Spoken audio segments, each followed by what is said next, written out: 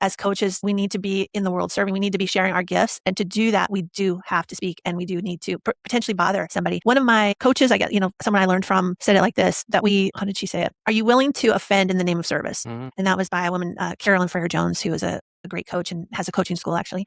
And so the answer is the answer yes or no? Am I willing to offend? We don't even know if they are going to be offended. That's something we're making up. So step one is realizing that we're making up and projecting potentially out towards that person of what we think they're going to be thinking or doing. But often that's because of that's how we're thinking. I'm offended. So we want to look at our own inner game on that.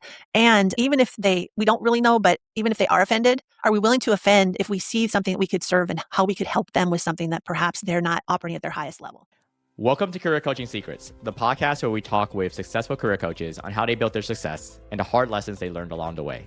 My name is Davis Nguyen, and I'm the founder of Purple Circle, where we help career coaches scale their business to $100,000 years, $100,000 months, and even $100,000 weeks.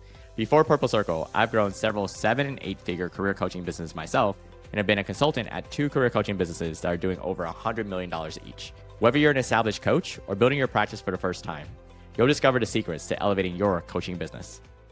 Welcome to Success Leaves Clues podcast, formerly Career Coaching Secrets. I'm Pedro, and today I'm joined by Michelle Scott, an executive coach and leadership transformation expert who has spent over 15 years helping C-suite leaders and mission-driven founders shift from hustle to alignment, moving beyond performative leadership to genuine influence rooted in grounded power. What sets Michelle apart is her recognition that many successful leaders are quietly struggling with unsustainable success, managing complex people dynamics while sacrificing their own peace and well-being in the process. Michelle's approach combines her doctorate in spiritual science with trauma-informed somatic work and energy healing to help leaders regulate their inner state, reprogram limiting habits, and expand their influence from a place of calm, clarity, rather than constant overfunctioning.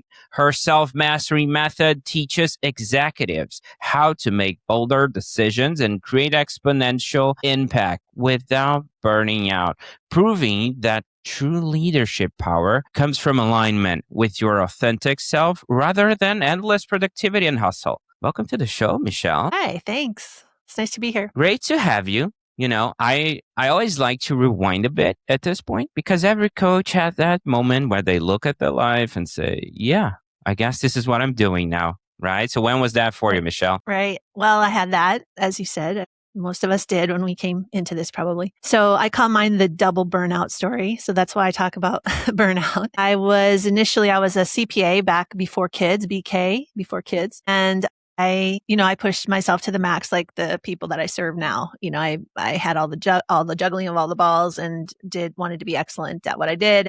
But eventually my body said, no, we're done with that. And I burnt out. I actually left my job, which was as a CPA at Arthur Andersen at the time back then. And then I decided I in quotes, retired from the corporate world and became a stay-at-home mom, thinking that, not that it would be easy necessarily, but it would be different. And so surely I would have a different experience, right? But the truth is I burnt out. In stay-at-home mom too, I did the same thing because I didn't change. I kept doing the same patterns and it didn't matter what job I was doing. So what I realized is that I needed to do something different, which led me to master's in spiritual psychology, doctorate in spiritual science, like down that path. And then that's when coaching appeared in my life. So now I can help people transform before they have that experience because I actually had my body shut me down actually. And that's where we can head if we're not paying attention to ourselves. So that's what I'm here to help and teach others is to let's slow down and let's start to pay attention to all of us, not just the external focus that most of us have and I had. So, yeah. Interesting. Okay. Now, at this point, I love to also dive into what we call as a shift, an identity shift from I'm helping people to I'm building a real business around this. I understand you're coming from a double burnout, right? Right. There's that. You're coming from a former CPA, also corporate world, and from that you shifted to stay-at-home mom, and then we're into coaching. Okay, but my question to you is: when did you felt the change? From helping people in the early days of coaching, there's a lot of trial and error at the start.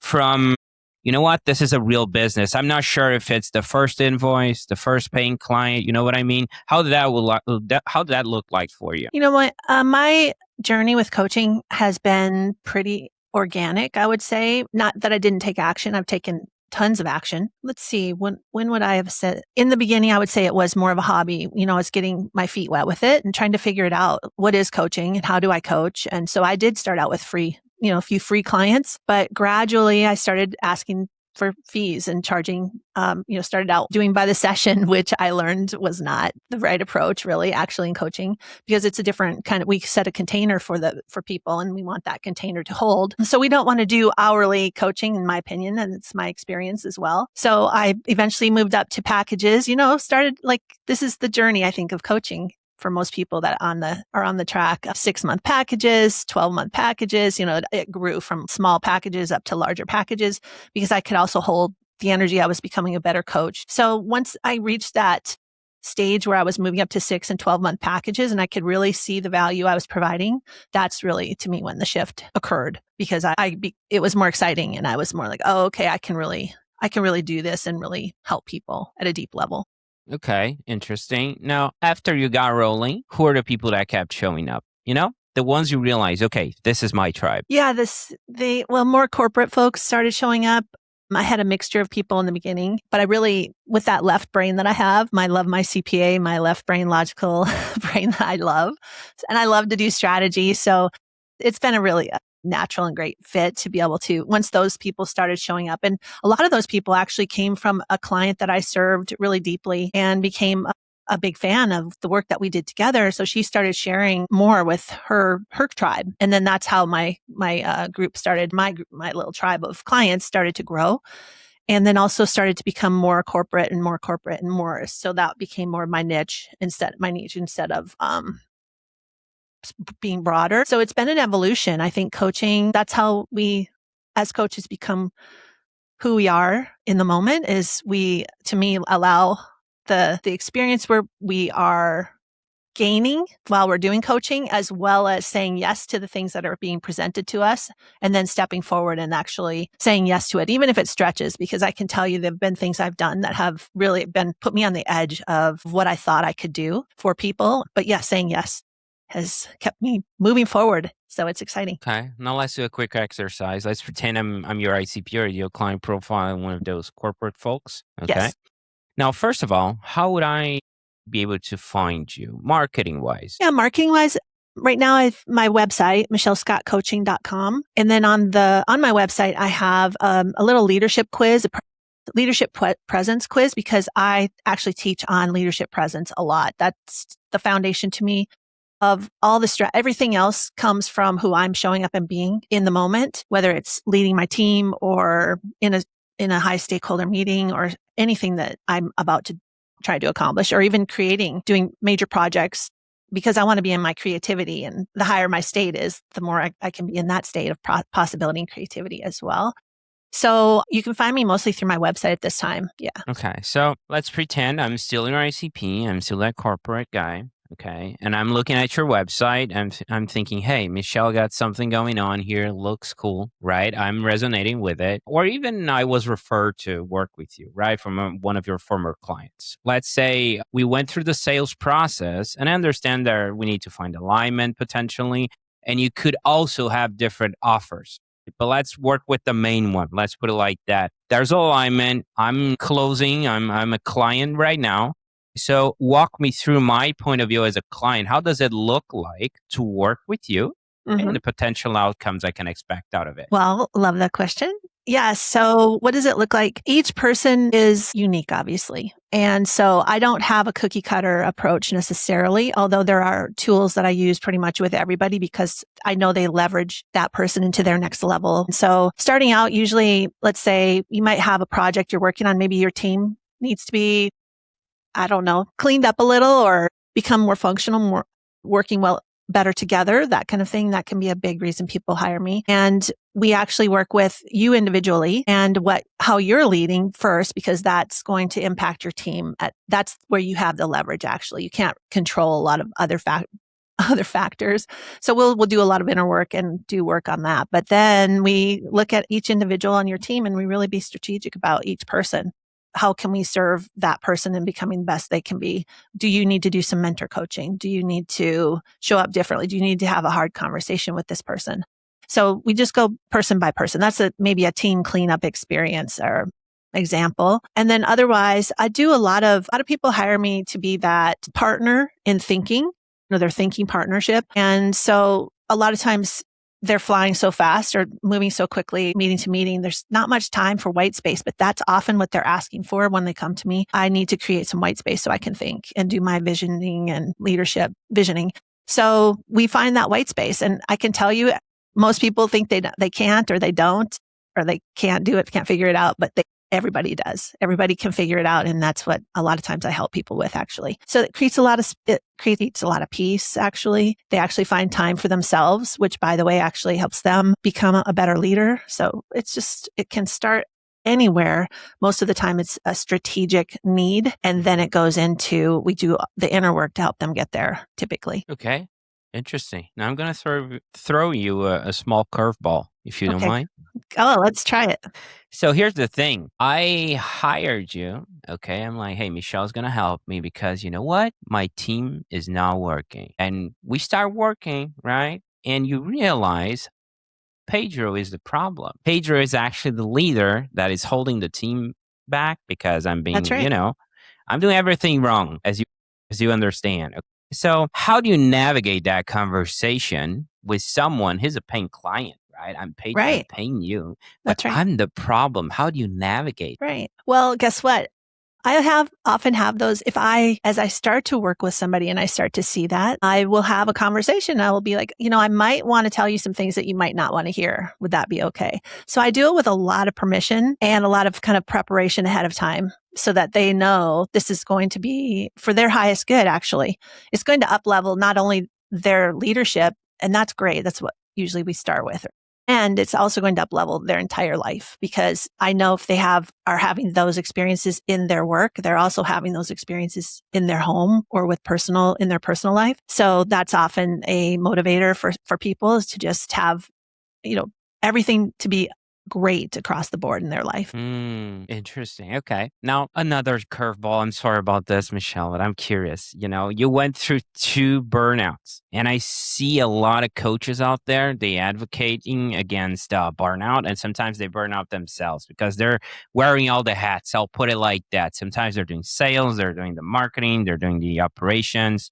There is the practice and there is business development. And I see a lot of them burning themselves out, like I said. So how do you think about capacity? So you don't stretch yourself too thin and burn yourself again for a third time. Right. Well, what I do now is, and this is after learning the hard way. So if you can hear this and take this and apply it right now, you might save yourself an extra burnout. But honestly, the inside work is the key. That is the key because how I am being inside about the work that I'm doing, pushing, pressure, forcing, that is all ego. Those are ego patterns. And so most of us are running off of our ego energy and our ego pushing without questioning what is behind that. So when we start to do the questioning of what's behind that, then another part of us kind of come forward. That ego can relax, the pushing can relax, and I can still be doing the same amount of work, actually, which is the paradox of all of this. I can still be doing a lot of the same amount of work and a lot of the work, but I'm coming from a different place, which is a different energy. I'm not exhausting myself while I'm doing that work. Also, though, there is a self-care component. We do need to take care of ourselves. We need to actually carve that time out, which is why, for me, it's critical when we're first starting to work together, that I want to know what their goals are, of course. A lot of people that I work with want to create extra space so they can exercise, take care of themselves. Well, that's why I actually prioritize that because I know that will fuel them and help recharge their battery so they can go into those higher intensity and higher need times where they need to push through or they need to do extra work but we're going to build in that foundation of self-care as well. Those are just a couple of my keys now that I know, inner work and that building that time to recharge. Okay. Appreciate that. Now, I feel the need to highlight and tap into your experience, right? A little bit. You mentioned you were doing pro bono, right? Free work and all that in the early days. So Right. one thing I see every coach wrestle at some point is pricing, right? And Right. how to package their work. But we don't need to talk about hard numbers. The thing is, how do you think about it today? And were there any lessons along the way that shaped how you landed where you are right now? And the reason I ask about this is because it's a very self-worth path in the service-based industry, which is coaching. And also, I met some coaches, they were trying to do pro bono, and people are now showing them, That's right.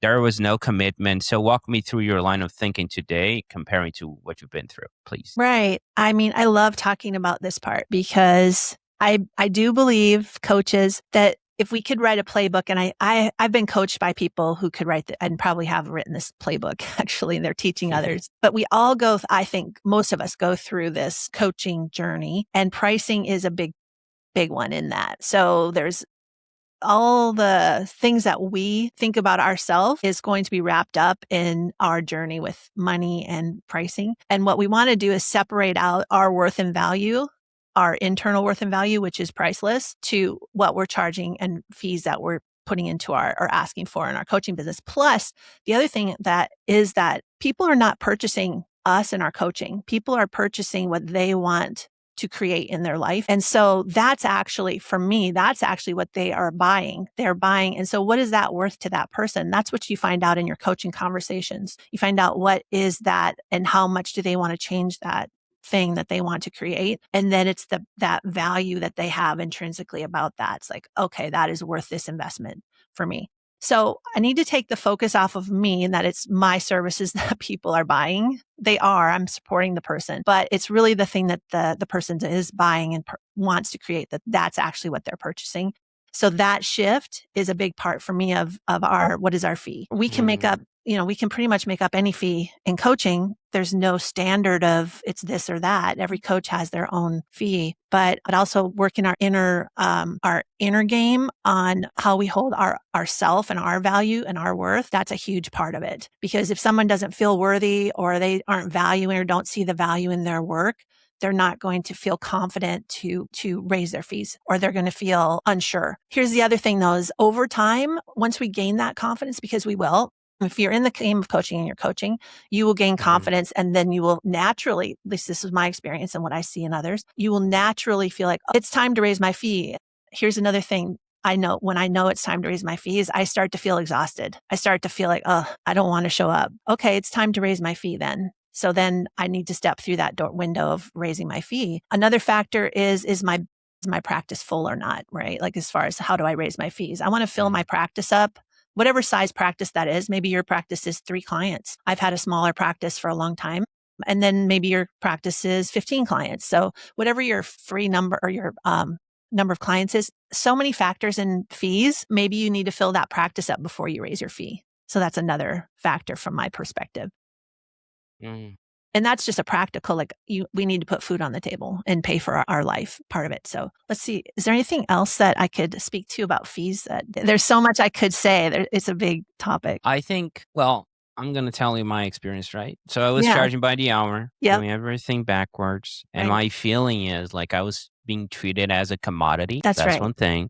They started comparing me to, I don't know, elated dentist because it's an hour bracket. And they were like, okay, an hour of Pedro's time was worth of X, Y, and Z. Right. Other service industries are different. So the thing is, that's one, right? The pricing bit on the hourly.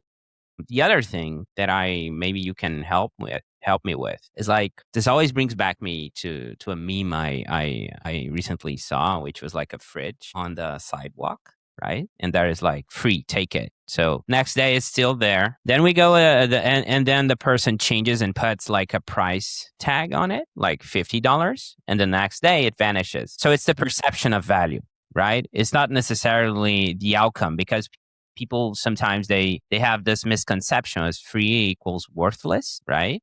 So I had coaches telling me that they lost confidence because they started trying to do free work, and they're like, okay, people are not taking, even if it's free, would anyone pay for this?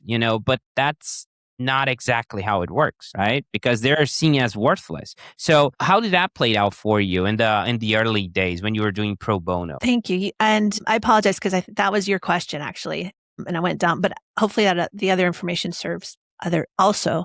It does. I will say, so yeah, about the fee versus pro bono. You're right. Pro bono is for me to get started, or if you have an established practice and you want to serve people, perhaps you want to help people who don't have as much money. Great. But that's to me after you've created your practice. Now, here's the reason for me of why we need to have fees.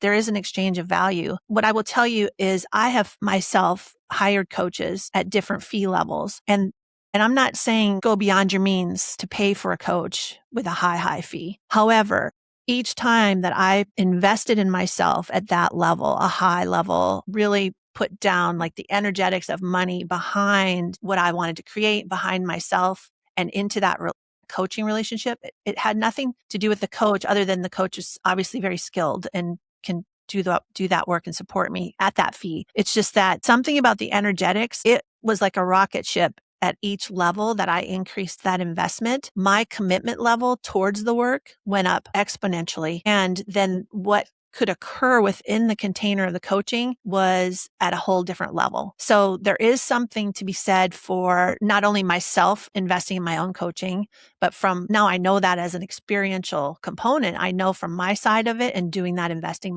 in myself that now I know what happens for that client. And what I can tell you is that they have another level of commitment when they really commit to that in that way. And money, it's not even about the money.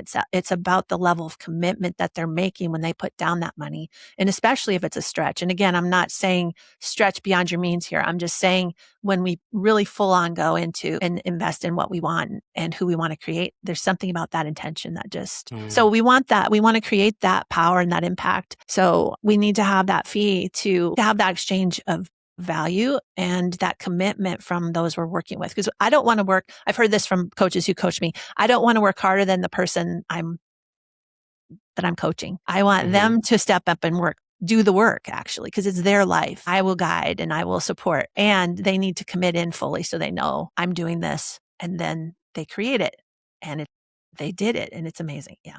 Hopefully that helps. Yeah, it has helped. I've been thinking about this, and this always brings me back to my college days. It was like playing Texas Hold'em with my buddies and at no stakes, and everyone is all in, so courageous, right? And then we put $1 on the pot and the game changed completely. It's like, wait a minute, right? There's some skin in the game here now, even if it's $1, and it's so interesting how we think about that, Yes, it is. Now, I'm curious about where you're taking all this, Michelle. Looking at where do you see the business going? What's next? Are you thinking about scaling, hiring? Is there a next step you're excited about? Definitely.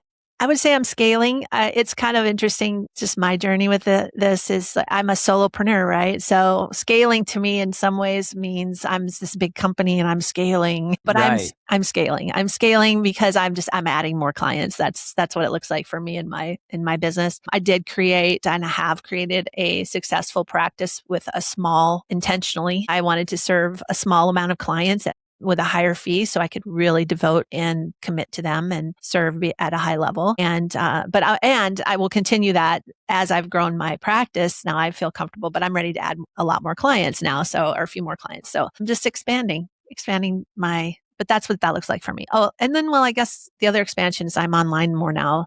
My practice has been word of mouth and referral, which is what we can build it to, and just by showing up and serving. So I've done that. And so I'm ready for that next level. Our empty nester. I'm just, where can I pour my love, my skills, who can I serve? How can I help? That a little bit higher level is what I want. Yeah. I love the reminder you brought about scaling. And sometimes I talk with coaches, they're like, yeah, I don't want to be Amazon. And I'm like, okay, dude, take it easy. It's okay. You can bring one VA, you can, have That's it. potentially some contract coaches under contract, so you can take off a little bit off your plate, So, but some people, they're like, oh my God, scaling is like this huge company. Right. Doesn't really has to be, right? Right. This is me, one person. Yeah, that's what my scaling looks like. Okay, awesome. Whenever we're aiming towards, next chapter, I'll put it like that, there's always something we're refining in the present. I know you mentioned referrals. I know that sometimes it's hard to scale on a referral-based company. because it's hard to predict, right? They're the best of the best. But let me ask you this. What are you currently trying to improve or tighten up in your business right now? Well, getting the word out more, people, because I have had a small practice, it's not like a lot of people know about me and that I'm out here, that I do coach, that I exist. So that's part of what I'm up to now. And, I'm on podcasts, I'm sharing and hopefully adding value to people's audiences. And that was that's strategic. That's, me wanting to be of service. It's also for my business and me practicing speaking and sharing more, being visible. I would say that's part of my scaling right now, is being more visible. So social media, that's an organic, slow process though. So that's not an immediate, hey, clients will start rolling in or anything like that. But it starts out for me as, let's be more visible. And then I have a place to send people. I have some assets and things that might serve them for free. But that's the little machine that I'm working on right now. The other thing I'm doing is just getting more, and this is not new, but maybe increasing it for the scaling, is just more reaching out, more connecting with and inviting people into conversations. That's how we as coaches find clients. And for me, I need to give them an experience. They need to have an experience of what coaching is often, although more and more people know what coaching is today. But now I need them to have an experience so they even have a chance to consider, like, okay, this could help me. Okay, now I understand. And then we can see what it is that they want to create, but more of that. So continuing to generate those conversations on the calendar by connecting with coworkers, new people, friends. Okay. First of all, I love the word you use as I want to serve. Sometimes it's through free resources or whatever that looks like. But coming from a place that you're going to serve someone, I think it's so powerful, especially when we talk about a sales process. I feel like people are more often than not pushing through something. And coming from that mindset, it's so helpful. So I commend you on that. Now, you mentioned another thing that really caught my attention, which is the outreach, right? I see a lot of coaches out there struggling with that. Like, I don't want to bother someone. I Right. feel weird inside when I do that. So, what would be your advice for those coaches listening? Yeah. I, especially, I don't know, what percentage of coaches would you say are more heart-centered and just really want to be of service and want to help people? I mean, high percentage, right? Most of us aren't really in it for just for the money, although we need the money to help our life. So then we can then serve and help people, right? So we kind of need the money and we kind of need, um, but we do need to do our work on those beliefs. That is a key. If I have beliefs about sales being yucky or the things that you just mentioned, that is definitely going to slow us down, or I don't want to bother people. We as coaches, we need to be in the world serving. We need to be sharing our gifts. And to do that, we do have to speak and we do need to potentially bother somebody. One of my coaches, someone I learned from said it like this, how did she say it? Are you willing to offend in the name of service? Mhm. And that was by a woman, Carolyn Freer Jones, who is a great coach and has a coaching school actually. And so the answer is the answer yes or no? Am I willing to offend? We don't even know if they are going to be offended. That's something we're making up. So step one is realizing that we're making up and projecting potentially out towards that person of what we think they're going to be thinking or doing. But often that's because that's how we're thinking. I'm offended. So we want to look at our own inner game on that. And even if we don't really know, but even if they are offended, are we willing to offend if we see something that we could serve and how we could help them with something that perhaps they're not operating at their highest level? So I don't know. It's a question, right? Do I want to hold back? Here's another example. Steve Chandler, I think, had said this. You guys can Google any of these folks and find them. But Steve says, we're walking through the desert and we have water. We're coaches. We have solutions. We have training. We have life experiences. We have things that we're sharing with others. We have how to build a coaching practice, right? We're walking through the desert. We have this water, this knowledge that we have, these skills, and then somebody comes along and they're looking for the water. They're in the desert. They don't have any water. Are we going to withhold the water that we have and just let them walk by in the desert and searching for the water? And they're thirsty. That's another analogy I love to use or love to hear because, we have the water and we're not going to give it to the person in the desert who doesn't have the water. We need to give the water. Yeah, I love sometimes I go a little bit a little bit too extreme in my analogies. I'm always thinking about those people who have actually helped people that are went through drug abuse, you know.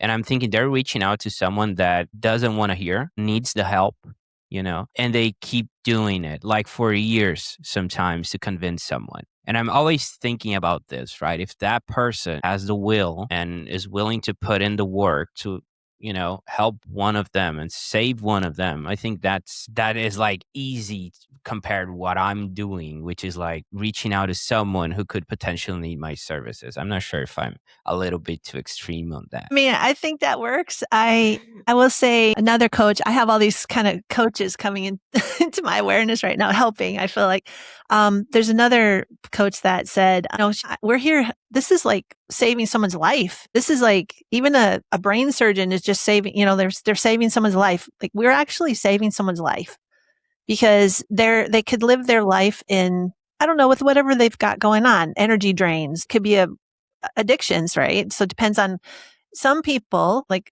addiction wise, they probably need to hit rock bottom. So we can't help them until they're ready to be helped. It's just in coaching, most of the time we're helping folks who are ready. They're high functioning, they're ready to be served in some way, but they may not realize that this kind of weight, this one area of their life, let's say there's a relationship that hasn't been working.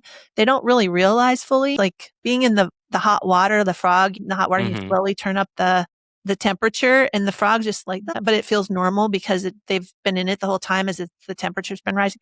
So one of our jobs as coaches is not to necessarily take them right away out of the hot water, but it's to help them realize that, oh, maybe I'm in hot water. Oh, okay. Oh gosh. Oh, that's what it is. Oh, okay. And then you could have something different. Yeah. You could have something different. Okay. Well, do you want that? Yeah. But it's to help people realize they can have a different kind of life. That's part of to me, the initial enrollment process is to help people wake up to who they can really be. And then they have to decide if they want that or not. And that's where we don't, that's not up to us to decide that. But our job as coaches is to help them see like, oh, there's a different way, a better way, or I could have this or that. And do you want that then? And then help them make that decision in the best way possible. I love that. And if someone listening wants to connect with you or follow your work, now, Michelle, we're going to have all the links here, but what's the best way for them to reach out to you? Definitely. Thank you. Definitely go to my website, michellescottcoaching.com, and just take the little leadership presence quiz. There's some tools in that quiz, some somatic tools, just helping you. You'll be glad you took it. I mean, you'll just offer some little tools you can play with. That will help you right now, though. And yeah, that's the easiest way. Okay. There were a few things you shared today that really stayed with me. I would, first of all, the double burnout, right? That is very interesting. And when you mentioned it was more of a hobby at the start. So I love the vulnerability piece, that you brought on this episode. And the reason I do it is because at the end of the day, you're going to ask your coachees hard questions, right? So it's only fair you meet them at the same level, right? You're also vulnerable. So that creates a connection almost immediately. Now, that's one thing. Asking for permission, to navigate tough conversation with that leader, that it was me at that stage trying to blame the team. And you're like, you kind of, at the start, you're like, okay, can I do this? Because I'm going to also call you out, And I love that, like in the early stages, just setting up, let's put it like just setting up the stage and creating that environment. So, hey, this is happening. It's not just me trying to solve X, Y, and Z. We're going to have to do this together. And you might be a part of it, So That's right. Really like that. The pricing too, when you mentioned that quote, they're purchasing what they want to create in their life. And that's a very important reminder, thinking about my own practice is like, there's no magic that happens when the clock hits the 60-minute mark. And it also creates a weird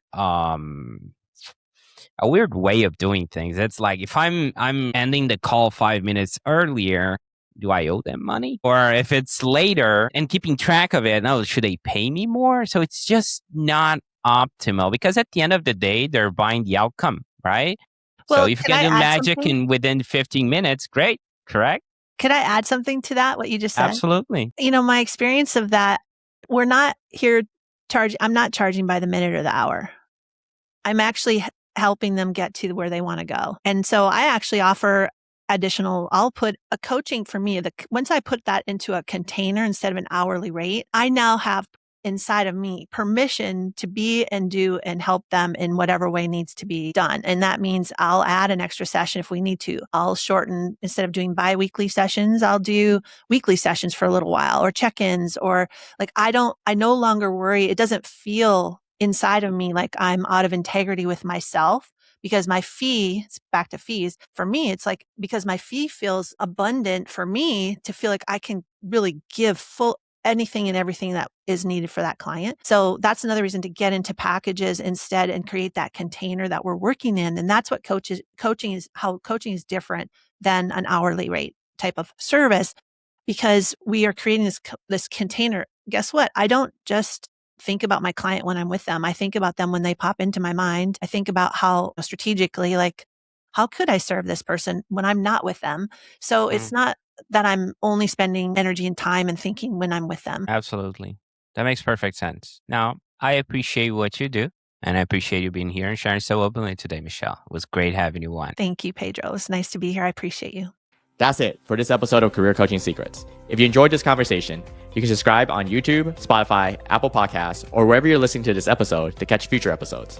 This podcast was brought to you by Purple Circle, where we help career coaches scale their business to $100,000 years, $100,000 months, or even $100,000 weeks, all without burning out and making sure that you're making the impact and having the life that you want.